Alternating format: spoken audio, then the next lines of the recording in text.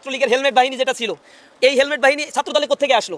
এগুলো সব ছাত্রলীগ করতো, এবং ছাত্রদল হচ্ছে তাদের পুনর্বাসন সেন্টার।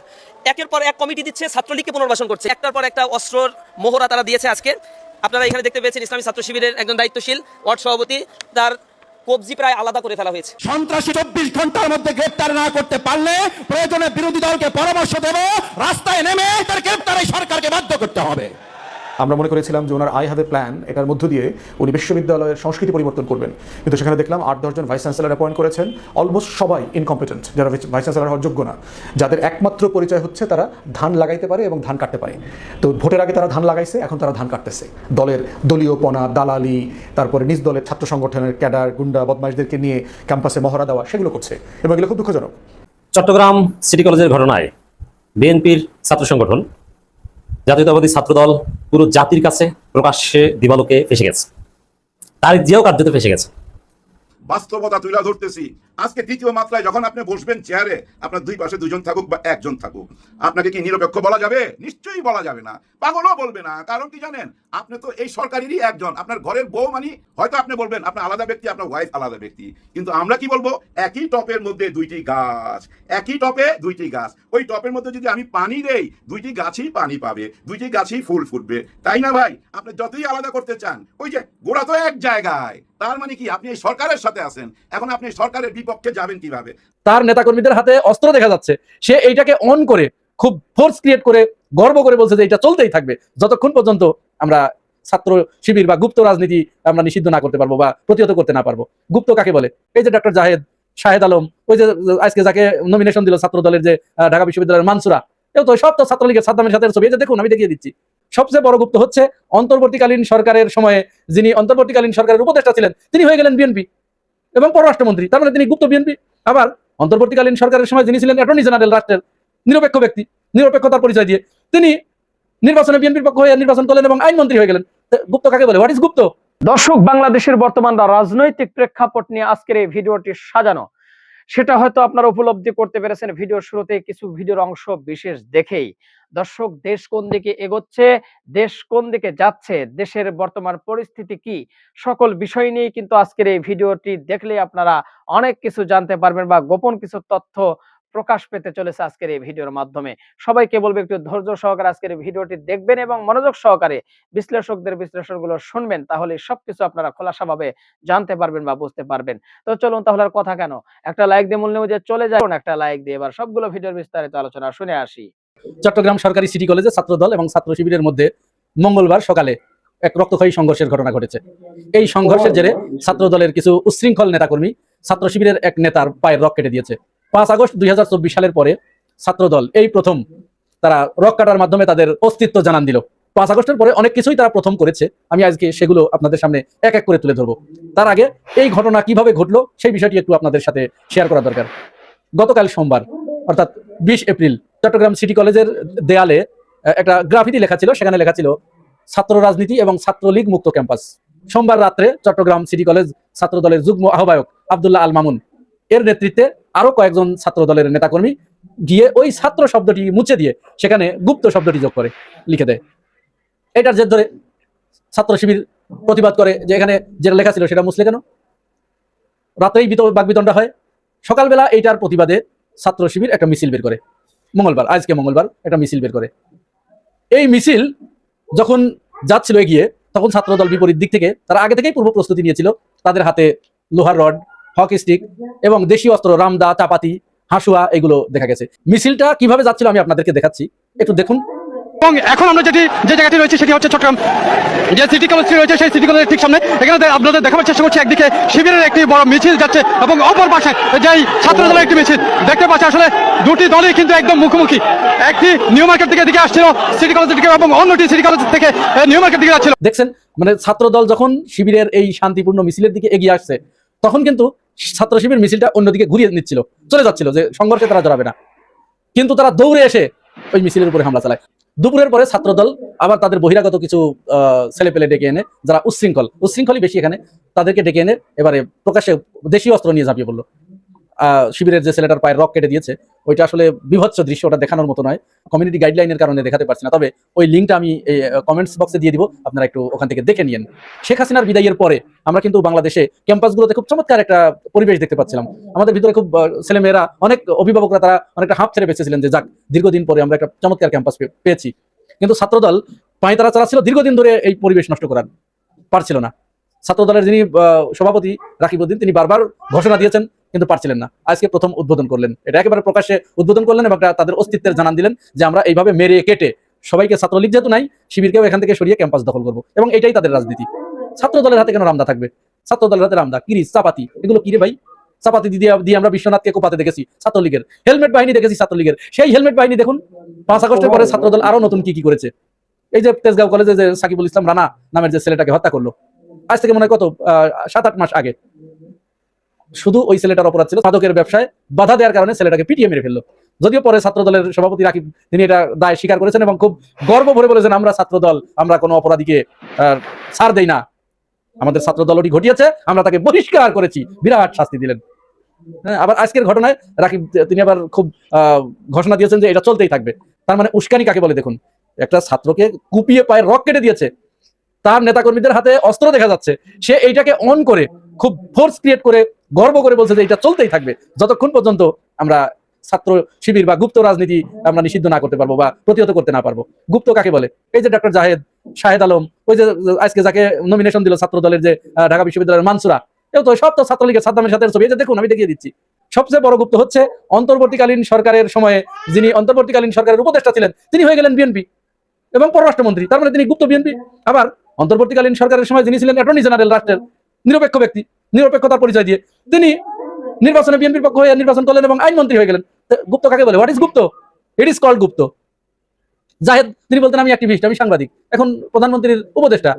ওই যে আব্দুল্লাহ সাইদ, সে অনলাইন অ্যাক্টিভিস্ট, সাংবাদিকতার পরিচয় দিতেন, এখন প্রধানমন্ত্রীর উপদেষ্টা। তো গুপ্ত আর কত গুপ্তের পরিচয় নেবেন? এগুলোই তো গুপ্ত, একেই তো গুপ্ত বলে। সুস্থ ধারার রাজনীতি করা দরকার। ছাত্রদলের অনেক অপকর্ম আছে, এই অপকর্মগুলো আপনাদের একটু একটু জেনে রাখা দরকার।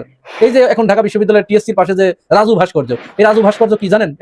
এটাও একটু জেনে রাখা দরকার আপনাদের। মঈন হোসেন রাজু, এই ছেলেটা ছাত্র ইউনিয়নের নেতা ছিলেন। 1992 সালের 13ই মার্চ একে হত্যা করা হয়, গুলি করে হত্যা করা হয়। কেন? আপনারা জানেন যে ওই সময় 91 সালে বিএনপি ক্ষমতায় আসলো, ক্ষমতায় আসার পরে ডাকসুর নির্বাচন হলো। ডাকসু নির্বাচনে তারা রোকেয়া হলে, ছাত্রদল রোকেয়া হলের মেয়েদের উপরে অবর্ণনীয় নির্যাতন চালায়, যেটা মানুষের ভাষায় প্রকাশ করার মতো না। এটা বিভীষিকাময় রায়, এটা কালো অধ্যায় হিসেবে লেখা থাকবে। এইটার প্রতিবাদে, সন্ত্রাস বিরোধী কার্যক্রমের প্রতিবাদে পরের দিন ছাত্র ইউনিয়ন, ছাত্র মৈত্রী এর একটা মিছিল বের করে। সেই মিছিলে ছাত্রদল গুলি করে এই মঈন হোসেন রাজুকে হত্যা করে। তারপর থেকে ওখানে রাজু ভাস্কর্য নাম হয়েছে। এই হচ্ছে অবস্থা। সুতরাং আপনি ক্যাম্পাসে গায়ের জোরে গুপ্ত লিখবেন এবং একজনকে মিন করে এই যে উস্কানিমূলক কর্মকাণ্ড, তাহলে ছাত্রদল তো এখন তারা তো ক্ষমতায়, তাহলে তাদের কেন এই ধরনের অপকর্ম করতে হবে? এই অপকর্মের আশ্রয় নেওয়ার দরকার নাই তো। আপনার যদি চরিত্র ভালো থাকে, আপনার যদি কর্ম ভালো থাকে, আপনার যদি অ্যাক্টিভিটি ভালো থাকে, তাহলে তো ছাত্ররা আপনাকে এমনিতেই গ্রহণ করবে। তাহলে ছাত্রলীগের মতো আচরণ কি দরকার? এটা তো কি কোনো দরকার ছিল? এতে কি দলের মান ইজ্জত কি বাড়ছে না কমছে? কোনটা? নাকি ক্ষমতা পেয়ে আপনারা একেবারে ধরাকে সরাকেন করছেন? কোনটা? সর্বশেষ যে কথাটি বলতে চাই সেটি হচ্ছে, এই ঘটনাকে আবার দেখেন, এই যে এখন চ্যানেল কি লিখছে যে ছাত্র শিবিরের উপরে হামলা করলো কয়েকজন যুবক লাঠিসোঁটা হাতে, দেশীয় অস্ত্র নিয়ে। মানে আগে যেমন আওয়ামী লীগের নাম নিতে, ভাসুরের নাম নিতে মিডিয়া ভয় পেত, এখন ছাত্র দলের নাম নিতেও অলরেডি ভয় শুরু হয়ে গেছে। আর ভয় শুরু হবে না কেন? ভয় তো শুরু হওয়ার কথাই। মিডিয়ার উপরে তারা যেভাবে, এমনিতেই তো তারা সেলফ সেন্সরশিপ হয়ে গেছে, এরপরেও চিঠি দিয়ে তাদেরকে বাধ্য করা হয় যে এটা করেন ওইটা করেন। এই যে দেখুন, সরকারের 2 মাস পূর্তি উপলক্ষে প্রত্যেকটা টিভি চ্যানেলে চিঠি দেওয়া হয়েছে, এটা আবার ফাঁস হয়ে গেছে। চিঠিটা দেখুন। এইভাবে আওয়ামী লীগের আমলে যখনই কোনো জায়গায় হত্যাকাণ্ড ঘটতো, কোনো অপকর্ম ঘটতো, মিডিয়াগুলোকে সবাই তাদের পক্ষেই ছিল, তারপরেও কেউ কেউ হয়তো বিবেকের তাড়নায় বা ভিউজের আশায় যে এটা একটু প্রচার করে দেই, তখন ওই আগেই বলে দেওয়া হতো ভিউজ ব্যবসা করতে গেছিস কি মরছিস, ওইটা এইভাবে না এইভাবে প্রচার করো। আবার এখনো ঠিক তাই, মিডিয়াগুলো তো এমনি সেলফ সেন্সরশিপ হয়ে গেছে, তারপরেও তাদেরকে হয়তো ফোন করে বলে দেওয়া হচ্ছে খবরদার ওখানে শিবিরকে তোরা দানব বানা, সব দোষ শিবিরের। এবং ওই যে ছাত্র দলের যুগ্ম আহ্বায়ক, সভাপতি, এদেরকেও শিবির বলে চালা, যাদের হাতে অস্ত্র দেখা গেছে এদেরকেও শিবির বলে চালাই দেয়। এই হলো অবস্থা। সর্বশেষ ছাত্র দলের সভাপতি রাকিব যে বক্তব্য দিয়েছেন, এই বক্তব্য মোটেই গ্রহণযোগ্য নয়। তিনি আরো ঘটনাকে উস্কে দিয়েছেন, ছাত্রদলকে উস্কে দিয়েছেন শিবিরের বিরুদ্ধে সহিংস হতে। প্রিয় ভাই বোনেরা, আপনারা কি মনে করেন? ছাত্রদলের সভাপতি রাকিবের এই বক্তব্য কি সমর্থন করেন? চিটাগাংয়ের এক ভাই নাকি নোয়াখালীর বলছিল না হাস্যকর, এটা হাস্যকর, পুরা ভাইরাল হয়ে গেছিল। ওনার কথাটা মনে পড়তেছে, যার জন্য টাইটেলে দিছি এটা হাস্যকর। আসসালামু আলাইকুম। চলেন একটু ঘুরে আসি ব্যাক টু দ্য ফিউচারে যাই, না ফিউচারে না, ব্যাক টু দ্য পাস্ট। মানে এই যে কিছুদিন আগের কথা, শেখ হাসিনা যখন বিদেশ থেকে আসতো তখন ওনার কিছু প্রিয় সাংবাদিকদের ডাকতো, কিন্তু ওনার ওই যে বাড়ির সামনে সুন্দর ঘাসের উপরে সবাইকে বসার ব্যবস্থা করতো, উনি এক সাইডে বসতো, ওনারা প্রশ্ন করতো, উনি উত্তর দিত, ভালোই লাগতো। মনে আছে আপনাদের মোজাম্মেল বাবুর কথা কিভাবে বলতেছিল, আমরা তো আপনাকে হারায় ফেলুম, হ্যাঁ মাননীয় প্রধানমন্ত্রী, আমরা তো আপনাকে হারায় ফেলতেছি। তখন শেখ হাসিনা জিজ্ঞেস করলো কিভাবে, উনি বলতেছে খুব অহংকার নিয়ে, আবার চারিদিকে তাকায় বলার আগে, মানে সবাই ওনারা দেখতেছে কিনা, মোজাম্মেল বাবুর কথা বলতেছি। উনি বলতেছে আপনি তো এখন আন্তর্জাতিক মানে চলে গেছেন, আপনি হচ্ছেন এখন বিশ্ব নেত্রী, আমরা তো আর আপনাকে পাবো না, আমরা তো আপনাকে হারায় ফেলতেছি। পুরা সবার মধ্যে সবাই হাততালি, হাসি, হায় রে আনন্দ। এবং শেখ হাসিনা কিন্তু লজ্জা পাইছে, হ্যাঁ লজ্জা পাইছে, মুখটা একটু এরকম করলো, তারপর বললো না না না, আমি আপনাদের সঙ্গেই আছি, আমি তো আপনাদেরই প্রধানমন্ত্রী। কি সুন্দর কথা। আরে ফারজানা রূপা, ওনার কথা মনে পড়তেছে, শ্যামল দত্তের কথা মনে পড়তেছে, আবার ফারজানা রূপার হাজবেন্ড বোধ হয় ওনার নাম শাকিল আহমেদ, শাকিল আহমেদ। আচ্ছা এই জুটিটা কি জেলখানায়? হ্যাঁ তাই তো, এরা তো জেলখানায়, এদের বাচ্চারা বাসায় একা, জানি না কি অবস্থা, দেখেন কি ট্র্যাজেডি না, বাবা মা দুজনই জেলখানায়। আরেকজন শ্যামল দত্ত, হায় হায় হায়, উনি তো ছিল পুরাই বুদ্ধিজীবী, যে চ্যানেলই যাইতো গরম করে ফেলাইতো, ভাই পালাই গেছে, হ্যাঁ চলে গেছে। উনি আবার থাকতো এই যে কাকরাইলের দিকে, ফ্ল্যাটের নামটা বলুন না, বিল্ডিংটা একটা সুনামধন্য বিল্ডিং, নামটা আর বললাম না, ওইখানে থাকতো। ওই বিল্ডিং আমার যাওয়া আসা ছিল, কারণ ওইখানে না একজন বিএনপির নেত্রী থাকতো, হ্যাঁ অনেক দিন আগে থেকে, অনেক পুরনো কর্মী, কোনো পদ পদবি পায় নাই, এবার দেখছি নমিনেশন নেওয়ার জন্য যাচ্ছে, দেখলাম নমিনেশন পাইছে কিনা জানি না, পায় নাই, নমিনেশন পায় নাই। এরা পাবে না, এরা তো মাঠ পর্যায়ের কর্মী। নমিনেশন পায় কারা? যাদের সঙ্গে ডিপ স্টেটের সম্পর্ক আছে। হ্যাঁ এই ডিপ স্টেট কথাটা আমার মনের মধ্যে বারবার আসে কেন, আর আমি এটা মুখে আনি কেন? আমার মনে হয় আজকে এই জন্য মুখে আনলাম, দেখেন ডিপ স্টেট এজেন্ট একজন আছে, আমার মনে হয় ওনাকে আমার সন্দেহ হয় যে উনি ডিপ স্টেট এজেন্ট হইতে পারে। আমার জানি না কেন এটা মনে হচ্ছে, ভুলও হইতে পারে। ওনার নাম জিল্লুর রহমান, হ্যাঁ সাথে তৃতীয় মাত্রা যদি বলি সবাই চিনা ফেলাইবেন, হ্যাঁ সবাই চিনা ফেলাইবেন, জিল্লুর রহমান। উনি কিন্তু নিরপেক্ষ, ওনাকে আমি কোনোদিন দেখি নাই ওই মোজাম্মেল বাবুর মতো বা ফারজানা রূপার মতো বা শ্যামল দত্তের মতো ওই যে প্রধানমন্ত্রীকে যায় প্রশ্ন করতে, তেল মারতে, আমি দেখি নাই, কোনোদিনই দেখি নাই। আমার তো মনে হয় উনি শুধু ওই তৃতীয় মাত্রার মধ্যে গেস্ট নিয়ে আসে, ওনাদের সঙ্গে কথাবার্তা বলে। আর উনি কি করে, উনার কিন্তু একটা প্রতিষ্ঠান আছে, হ্যাঁ সিজিএস নামে একটা বিরাট প্রতিষ্ঠান আছে, মানে এনজিও, কোনো একটা এনজিওর সাথে একটা বিরাট সম্পর্ক, বিদেশ থেকে প্রচুর টাকা পয়সা নিশ্চয়ই আসে। এনজিও মানে সাধারণ লোকের ধারণা, আমার মতো সাধারণ লোকের ধারণা, এখানে অনেক টাকা পয়সা লেনদেন হয়, বিদেশ থেকে অনেক টাকা পয়সা আসে। এই সিজিএস প্রতিষ্ঠানটা উনি কবে গড়ে তুলছে? এটা কিন্তু শেখ হাসিনার আমলে, 15-16 সালের দিকে, হ্যাঁ। আর এই সিজিএস এর প্রেসিডেন্ট হচ্ছে ফাহমিদা হক। এখন প্রশ্ন করেন ফাহমিদা হককে, ফাহমিদা হক আমাদের জিল্লু ভাইয়ের ওয়াইফ, হ্যাঁ ওনার ওয়াইফ ফাহমিদা হক। আর এই জিল্লুর রহমান সাহেব এবং ওনার ওয়াইফ দুইজনে মিলাই এই এনজিও প্রতিষ্ঠানটা চালায়। আর এই সিজিএস কে আপনারা যা তা মনে করেন না, এর কার্যক্রম কোথায় চলে জানেন? 5 তারা হোটেলে, যা কিছু হয় 5 তারা হোটেলে, কনফারেন্স বলেন আর সম্মেলন বলেন আর মিটিং বলেন, সবকিছু ওই 5 তারা হোটেলে। এখানে কারা আসে? বড় বড় শিক্ষাবিদ আসে, বড় বড় কূটনৈতিকরা আসে, বিদেশি গেস্টরা আসে, আমেরিকান ব্লকের অনেকেই আসে। এবং আপনারা খোঁজ খবর নিয়ে দেখেন, এই জিল্লুর রহমান সাহেবের সাথে আপনারা খোঁজ খবর নিয়ে দেখেন, অতীত থেকে এই পর্যন্ত আমেরিকান এম্বাসির সাথে খুবই ভালো সম্পর্ক, যেই আসুক না কেন রাষ্ট্রদূত ওনার সাথে যোগাযোগ হয়। এবং অতীতের অনেক কূটনৈতিকদের উনি নিজেও ইন্টারভিউ নিছে, আপনারা দেখছেন এগুলা। তার মানে কি আমরা ধৈর্য নিতে পারি কি আমেরিকান কোটায় এই নমিনেশনটা পাইছে, আমেরিকান কোটায় এই এমপি পদটা পাইলো ফাহমিদা হক, এটা আমরা কি ধৈর্য নিলে ভুল হবে? নিশ্চয়ই না, হইতেই তো পারে। ওনার শিক্ষা যোগ্যতা আছে, ওনার গুণ আছে, এই জন্য উনি আমেরিকান এম্বাসির সবাই সাথে ভালো সম্পর্ক।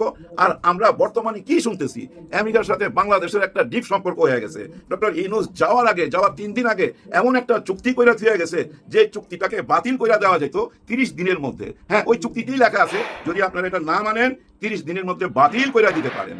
কিন্তু ডক্টর ইউনূস সরকার চলে যাওয়ার পর বর্তমান সরকার ওই চুক্তিপত্র তো বাতিল করে নাই। বাতিল করতে কেন পারে নাই? একজন পাহারাদার পাঠায় দিছে। কোন পাহারাদার? আমাদের মাননীয় মন্ত্রী খলিলুর রহমান পাহারাদার হিসেবে ধৈর্য নিতে পারেন, যেন এই চুক্তির মধ্যে কেউ আঙুল না ঢুকাইতে পারে, এটার পাহারাদার ধৈর্য নিতে পারেন। এবং জিল্লুর রহমান সাহেবের একটু এই 2 বছরের কন্টেন্টগুলো দেখেন, তৃতীয় মাত্রা এবং ওনার ব্যক্তিগত চ্যানেলের কথাবার্তাগুলো শুনেন, দেখবেন উনি অলওয়েজ হাত দুইটাকে এভাবে রাইখা একটা কথাই বলতো, ডক্টর ইউনূস কোনো নির্বাচন দিবে না, দিবে না, দিবে না, দিতে পারে না। তাদের অভিসন্ধি 5 বছর থাকবে। একটা টাইমে ডিসেম্বর ঘোষণা করলো, উনি বললো অসম্ভব, দিবে না, দিবে না। তখন ফেব্রুয়ারিতে চলে আসলো, ফেব্রুয়ারিতে যখন নির্বাচন চলে আসলো তখনই কিন্তু উনি বলতেছে এটা আমি বিশ্বাস করতে চাই না, নির্বাচন হবে। বলতেই চায় না, স্বীকার যাইতেই চায় না। কিন্তু একটা টাইমে নির্বাচন একদম যখন কাছে চলে আসলো তখনও ওনার সন্দেহ দূর হয় না। নির্বাচন হয়ে যাওয়ার পর কিন্তু উনি খুশি। চিন্তা করেন কি টেনশন ছিল এই নির্বাচন নিয়ে। কারণ কি এই নির্বাচনে কিছু পাওয়ার আশ্বাস কি উনি পাইছিলেন? নির্বাচন যদি একটা হয়ে যেতে পারে, নির্বাচিত সরকার যদি আসে, তাহলে একটা কিছু তো পাওয়ার ইঙ্গিত উনি পাইছে নিশ্চয়ই, তাই না? এটাই তো হিসাবে মিলে। নাহলে যে লোককে দেখলাম না বিএনপির জন্য কোনো পরিশ্রম করতে, কোনো খাটাখাটি করতে, এবং ওনার ওয়াইফ ফাহমিদা হক কোথাও বিএনপির জন্য কোনো বক্তব্য রাখছে কিনা, বা জুলাই গণ অভ্যুত্থানের সময় বিএনপির জন্য কোনো কথা বলছে কিনা, অতীত বা বর্তমান আমি জানি না কোথাও বলছে কিনা, অথচ উনি বিএনপির একজন এমপি হয়ে গেল। চিন্তা করতে পারেন কি কারণে এই পুরস্কারটা দিবে? কেউ কি ভাই খামাখা এত বড় পুরস্কার দেয় যেখানে ভাই হাজার হাজার কর্মী কান্নাকাটি করতেছে এমপি হওয়ার জন্য? ওইখানে ভাই ডাইকা আইনা কেন দিবে? কারণ কি ডাইকা আইনা কেন খলিল সাহেবকে মন্ত্রী বানানো হবে? ডাইকা আইনা কেন ফাহমিদা হককে এমপি বানানো হবে? দুয়ে দুয়ে কিন্তু চাই মিলায় নেওয়া যায়, হ্যাঁ চাই মিলায় নেওয়া যায়। তবে আমি যা কিছু বলতেছি এগুলো আমার কাল্পনিক কথা। আপনার যদি পছন্দ না হয়, ওই যে নাক পরিষ্কার করে টিস্যু যেভাবে ছুঁড়া ফেলেন ওইভাবে ছুঁড়া ফেলে দিবেন, কেউ আবার সিরিয়াসলি নিয়েন না। হ্যাঁ, কাউকে অপমান করার জন্য এই কথাগুলো বলতেছি না, বাস্তবতা তুলে ধরতেছি। আজকে তৃতীয় মাত্রায় যখন আপনি বসবেন চেয়ারে, আপনার দুই পাশে দুজন থাকুক বা একজন থাকুক, আপনাকে কি নিরপেক্ষ বলা যাবে? নিশ্চয়ই বলা যাবে না, পাগলও বলবে না। কারণ কি জানেন, আপনি তো এই সরকারেরই একজন, আপনার ঘরের বউ মানি হয়তো আপনি বলবেন আপনার আলাদা ব্যক্তি, আপনার ওয়াইফ আলাদা ব্যক্তি, কিন্তু আমরা কি বলবো একই টপের মধ্যে দুইটি গাছ, একই টপে দুইটি গাছ। ওই টপের মধ্যে যদি আমি পানি দেই, দুইটি গাছই পানি পাবে, দুইটি গাছই ফুল ফুটবে, তাই না ভাই? আপনি যতই আলাদা করতে চান, ওই যে গোড়া তো এক জায়গায়। তার মানে কি আপনি এই সরকারের সাথে আছেন, এখন আপনি সরকারের বিপক্ষে যাবেন কিভাবে? আপনার মন মানসিকতা সবকিছু তো, আপনার মন মানসিকতা সবকিছু তো ভিতর থেকে এই সরকারের পক্ষে। আপনি যদি সরকারের বিপক্ষে এখন কথা বলেন, আমরা ধৈর্য নেব আপনি অভিনয় করতেছেন, জাস্ট আমাদেরকে বোকা বানাইতেছেন। ওই যে বনিয়ামিন বলে না চোদু জনতা, ওই চোদু বানাইতেছেন, এইটাই ধৈর্য নেব। কেন এতগুলো কথা বলতেছি? দেখেন উনি সাংবাদিক জগতের যদি ধৈর্য নেন টপ 10 এর মধ্যে ওনার নাম্বার থাকবে কিন্তু 2-3 নম্বরে। হ্যাঁ, উনি কিন্তু সুপারস্টার সাংবাদিক, সবাই চিনে দেশে এবং দেশের বাইরে। এমন একজন সাংবাদিককে নিরপেক্ষ থাকা উচিত ছিল। কেন উনি ওনার ওয়াইফকে ওইখানে এমপি বানাইতে যাবে? উনি যদি বলতো না আমার ওয়াইফ যাবে না, কোনো শহীদের মাকে এই পদটা দেওয়া হোক, এরকম একটা কথা যদি বলে দিত, অথবা মাঠ পর্যায়ে অনেক পরিশ্রমী মহিলা কর্মী আছে তো ভাই ওনাদের মধ্যে, এটা আমরাও জানি আপনারাও জানেন, তাদের কাউকে যদি সুযোগ দিতেন, ওনাকে সুযোগ দেওয়াতে কি হইলো? একজন সাংবাদিক তার নিরপেক্ষতা হারাইলো। এখন আমরা এমনও বলতে পারি ওই যে ব্যাক টু দ্য ফিউচার, অর্থাৎ আগামীতে এই যে মোজাম্মেল বাবু বা ফারজানা রূপা বা ওই যে শাকিল আহমেদ বা শ্যামল দত্ত ওনার পর্যায়ে যদি ফেলা দেয়, ওই কাতারে যদি ফেলা দেয়, আপনি দোষ দিতে পারবেন? দোষ দিতে পারবেন না। আপনি নিরপেক্ষই থাকা উচিত ছিল। ভাই ব্রাদার, সবসময় শুনে আসছি সাংবাদিকদের কলম নাকি ওই যে রাইফেলের ব্যানেটের মতো, সৈনিকের রাইফেলের ব্যানেট থাকে না, রাইফেলের আগে একটা ছুরি থাকে, এরকম ওই ব্যানেটের মতো, গুলি শেষ হয়ে গেলে ওইটা যে কোচা দিয়া শত্রুকে ঘায়েল করতে হয়, ওই কলমের সাথে তুলনা করছে ওই ব্যানেটের। সাংবাদিক যদি ভালো না হয়, দেশ কোনোদিন ভালো হইতে পারে না। এই সাংবাদিকরাই অতীতে এমন ন্যারেটিভ তৈরি করতো, এমন বয়ান তৈরি করতো, মনে হইতো শেখ হাসিনা ছাড়া এই পৃথিবীতে আর কেউ এই দেশ চালাইতে পারবে না। এই সাংবাদিকরা মনে করতো শেখ হাসিনা যদি 1 ঘন্টা না থাকে এই দেশের পতন হয়ে যাবে, অথচ 2 বছর হয়ে গেছে শেখ হাসিনা নাই, এই দেশে কি পতন হয়ে গেছে? কিচ্ছু হয় নাই, দেশ যেমন ছিল তেমনই রয়ে গেছে, কোনো কিছুই বদলায় নাই। যে সংস্কার করতে চাইছিল ওই সংস্কার হয় নাই, কিচ্ছু হয় নাই। গরমকাল তো গরম পড়ছে, এখন ওই এসির ভিতরে সংসদের যে এসি চলতেছে না ভাই, ঠান্ডা চিল মুডে ওইখানে কথাবার্তা বলবে, একজন বলবে আমার গাড়ির দরকার, এলাকায় যাইতে গাড়ি নাই, আবার ওই পক্ষ থেকে সরকার পক্ষ থেকে বলবে ঠিক আছে আমি নোট করলাম, ভবিষ্যতে আপনি গাড়ি পেয়ে যেতে পারেন, কিন্তু গাড়ির তেল কিন্তু কিছু কমায় দেবো, আগে যা দিতাম এখন কিছু তেলের দাম বাড়াতে আপনাদের তেল কমায় দেবো। ওদিক দিয়ে মাননীয় স্পিকার বলবে না আপনি এটা ঠিক হয় নাই, আপনি ডাইনে তাকাবেন না, এদিকে তাকান। আবার এদিকে দেখেন তেল নিয়ে রুমিন ফারানা বিএনপিকে খোঁচা দিছে ভাই, কঠিন খোঁচা দিছে। তেল নিয়ে এত সুন্দরভাবে বক্তব্য রাখছে যে আপনারা বলতেছেন সংসদের মধ্যে তেল আছে, প্রচুর তেল আছে, কিন্তু বাইরে তো তেল নাই। আসলে এখানে তেল আছে, কোন তেল মানে অন্যদিকে ইঙ্গিত করছে। এইসব কথা যখন বলতেছিল তখন ওই যে বিএনপির যারা মাননীয় সংসদ, তখন বিএনপির যারা মাননীয় এমপি আছে না, মাননীয় এমপি, ওনারা কিন্তু মস্কারা করতেছিল, বিভিন্ন অঙ্গভঙ্গি করতেছিল। সেটার আবার প্রতিবাদ করলো কে? বিরোধী দলের নেতা ডাক্তার শফিকুর রহমান। ওইটা প্রতিবাদ করে বুঝাই দিল যে নারীকে আমরা সম্মান দিতে জানি। উনি এই কথা বলছে, ওনারা যেসব অঙ্গভঙ্গি করছে এটা মুখে আনতো আমার লজ্জা লাগতেছে, সংসদে দাঁড়ায় বলতেছে। তার মানে কি জানেন, ইপটিজিং জাতীয় কিছু একটা হয়েছে। অঙ্গভঙ্গি মানে কি? একটা নারীর দিকে অঙ্গভঙ্গি মানে ইপটিজিং, এরকম কিছু সংসদে হইতে পারে। নাহলে ওই কথা বললো কেন? আমি মুখে আনতো লজ্জা বোধ করতেছি। কোন পর্যায়ে চলে গেছে? এসি চালায়া ঠান্ডার মধ্যে, গরম তো বাইরে, রাস্তায় নাইমা এখন আন্দোলন করা সম্ভব না। বুঝা নিয়ে যে গরম পড়ছে, এই গরমে কোনো আন্দোলন হবে না।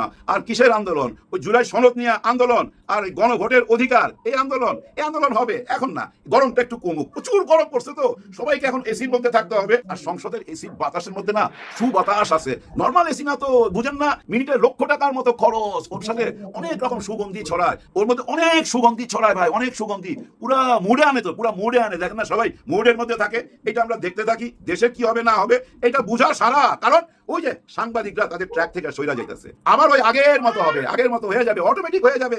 এত বড় সাংবাদিক যে আজকেও নিজেকে দাবি করছে আমি নিরপেক্ষ, হ্যাঁ, জিল্লুর রহমান আজকে দাবি করছে, যারা আমার ওয়াইফকে নিয়ে কথা উঠাইছেন, বিভিন্ন রকম কথা বলতেছেন, তাদের জন্য বলতে চাই আমি নিরপেক্ষ, এখানে আমার কোনো হাত নাই। আমার ওয়াইফ বিএনপির জন্য অনেক কাজ করছে, গোপনে গোপনে, হয়তো এটা আমরা জানি না। চট্টগ্রাম সিটি কলেজের ঘটনায় বিএনপির ছাত্র সংগঠন জাতীয়তাবাদী ছাত্রদল পুরো জাতির কাছে প্রকাশ্যে দিবালোকে ফেসে গেছে, তারিখ দিয়েও কার্যত ফেসে গেছে। চট্টগ্রাম সিটি কলেজে দিনে দুপুরে বিনা উস্কানিতে সম্পূর্ণ পরিকল্পিতভাবে একদিন আগে প্রস্তুতি নিয়ে ছাত্র দলের সন্ত্রাসীরা, শহরের আশেপাশের সন্ত্রাসীরাও দেশীয় অস্ত্রশস্ত্র নিয়ে চট্টগ্রামে জড়ো হয়ে শিবিরের উপর যে নৃশংস হামলা করেছে পুরো জাতি দেখেছে। কোন ছাত্রদল নেতা, কোন বিএনপি নেতার অনুসারী কোন ধরনের অস্ত্র নিয়ে কোন স্টাইলে কুপিয়েছে পুরো জাতি দেখেছে, নাম পরিচয় সব ফাঁস হয়ে গেছে। এবং শিবির নেতার পা কেটে দিয়েছে, পায়ে রক কেটে দিয়েছে, প্রায় বিচ্ছিন্ন করে ফেলেছে পা। অনেক শিবির নেতাদের কর্মীদের আহত করেছে চট্টগ্রাম সিটি কলেজের ঘটনায় ছাত্র দলের সন্ত্রাসীরা। এর মধ্য দিয়ে পুরো জাতি সিসি করছে, শিক্ষার্থীদের অভিভাবকরা, সাধারণ জনতা রাস্তাঘাটে, চায়ের দোকানে, বাসে, সব জায়গায় বলাবলি করছে ছাত্রলীগ ছাত্রদল হয়ে ফিরে এসেছে। ছাত্রলীগের ফেলে দেওয়া রামদা ছাত্রলীগ তুলে দিয়ে ছাত্রদল তুলে নিয়েছে এবং সে হেলমেট পরে আজকে হামলা করেছে, হেলমেট বাহিনী আবার ফিরে এসেছে। ছাত্রদলের সন্ত্রাস দেখে পুরো জাতি অবাক যে আমরা সেই শিক্ষা প্রতিষ্ঠানে সন্ত্রাসের কবলেই পড়বো, আবারও নিরীহ শিক্ষার্থীদের জীবন দিতে হবে, শিক্ষার্থীদের রক কাটছে ছাত্রদল। এই যে পারসেপশন, মানে ছাত্রদল কি কি করেছে, কিভাবে হামলা করেছে, এটা একদম কায়েম হয়ে গিয়েছে, প্রতিষ্ঠিত হয়ে গেছে, প্রত্যেকটা মানুষ বিশ্বাস করে সোশ্যাল মিডিয়ার কল্যাণে। এখন আর প্রথম আলো ডেইলি স্টার ওইভাবে ছাত্রদলকে ডিপেন্ড করবে না, ছাত্রদল সন্ত্রাসী সন্ত্রাসী সন্ত্রাসী, এটা প্রমাণিত, লা রাইবা ফিহি। অতএব এটি হচ্ছে আসল ফেসে যাওয়া। পুলিশ দল, আগে ছিল পুলিশ লীগ, এখন হবে পুলিশ দল। জাতীয়তাবাদী পুলিশ দল কাকে গ্রেফতার করে, কার বিরুদ্ধে মামলা দেয়, ডাজন্ট ম্যাটার।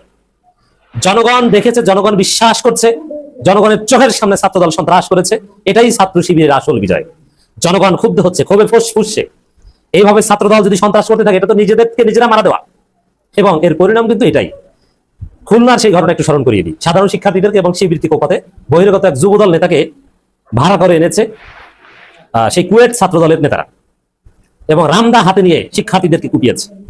পরবর্তীতে নিজেরা নিজেদেরকেই কিন্তু সেই যুবদল নেতাকে হত্যা করেছে। প্রচারণা চালিয়েছিল যে শিবির করেছে অমুক তমুক, দিন শেষে সমস্ত পত্রিকার মাধ্যমে, সমস্ত ইনভেস্টিগেশনের মাধ্যমে প্রমাণিত হয়েছে যে ওটা ছাত্রদলই, বিএনপি নিজেরা নিজেদেরকে হত্যা করেছে। দর্শক, এইভাবে দেখবেন চট্টগ্রামে মীর হেলাল গ্রুপ, আমির খসরু গ্রুপ, অমুক গ্রুপ, তমুক গ্রুপ, মঞ্জু গ্রুপ, নিজেদের মধ্যেই ফাটাফাটি লাগবে, মজা বুঝবেন দর্শক। এবং সবাই বলাবলি করছে, সবার কাছে স্পষ্ট হয়েছে যে ক্যাম্পাসগুলোতে আবার ছাত্রদল সেই পুরনো সন্ত্রাসের রাজনীতি ফিরিয়ে এনেছে। ছাত্রদলের রাজনীতি নাই, ছাত্রদলের লোক নাই, কর্মী নাই, এ কারণে সন্ত্রাস করে তারা টিকে থাকতে চায়। লুঙ্গি পরা লোকজন, আপনারা দেখেছেন যে লুঙ্গি পরা লোক এবং টোকাই দাড়ি পাকা লোক, এরা ছাত্রদলের হয়ে রামদানি কোপাকুপি করেছে, কুপিয়েছে। এবারে পরিকল্পিত সন্ত্রাস এরা কোনো ছাত্র না, চেহারা দেখলেই বোঝা যায়। এখন কি মনে করেন 5 আগস্ট পরবর্তী বাংলাদেশে এই পুরনো আওয়ামী স্টাইলের, ছাত্রলীগ স্টাইলে সন্ত্রাস করে টিকে থাকতে পারবে বিএনপি সরকার? না, টিকতে পারবে না। এই যে সন্ত্রাসের রাজনীতি ছাত্রদল ফিরিয়ে এনেছে, মনে করেন যে বিএনপির পতন 20% হয়ে গেছে। বিএনপি সরকারের পতন ঘটনা, এটা জামাতের কাছে একটা ফু দিলেই বিএনপি উড়ে যাবে। আপনি জানেন না যে বিএনপির ভিত কত নড়বড়ে। অতএব শিবির অ্যাকশন দেখাতে শুরু করলে ছাত্রদল পালানোর জায়গা পাবে। হ্যাঁ, শিবির কিছুটা হলেও প্রতিহত করছে, কিন্তু তারপরে সরকারি সন্ত্রাসের সাথে তো শুধু শিবির পারবে না, জনগণ শিবিরের সাথে থাকবে। জনগণ কিছুদিন পর দেখবেন যে ছাত্রদল ব্যাকগ্রাউন্ড থাকলে মেয়ে বিয়ে দিবে না, ছাত্রদলকে সামাজিকভাবে ঘৃণা করবে। তো এখানে আমরা জনগণকে জরুরি ভিত্তিতে আহ্বান জানাবো যে প্রত্যেকের জায়গা থেকে প্রতিবাদ করুন। প্রত্যেকে ফেসবুকে লিখুন যে ছাত্রদল কি করেছে, সবাইকে একদম রেড সার্কেল করে ছবি দেখান যে এই যে রামদা হাতে এই যে কোপ দিচ্ছে, শিবিরের রক কাটছে, এরা কারা? এ তো ছাত্রদল, এ অমুকের অনুসারী। জিয়াউর রহমান, খালেদা জিয়া, তারেক জিয়ার ছবি সম্মিলিত নিজের ছবি অ্যাড করে পোস্টার ছাপিয়েছে বিএনপি নেতাদের সাথে তার ছবি। আপনি পারলে শিবিরের কেউ রামদা দিয়ে হামলা করেছে দেখান তো, কেউ করেনি। শিবির হাত দিয়ে প্রতিহত করেছে, নারাই তাকবীর স্লোগান দিয়ে প্রতিহত করেছে, যতটুকু প্রতিহত করেছে, এবং সর্বোচ্চ শিবির কিছু ছিল ইট পাটকেল মেরেছে, কোনো দেশীয় অস্ত্রশস্ত্র তাদের কাছে ছিল না। এবং ঘটনা স্পষ্ট যে বিনা উস্কানি দেখেন ছাত্রদল শিবিরকে গুপ্ত বলছে।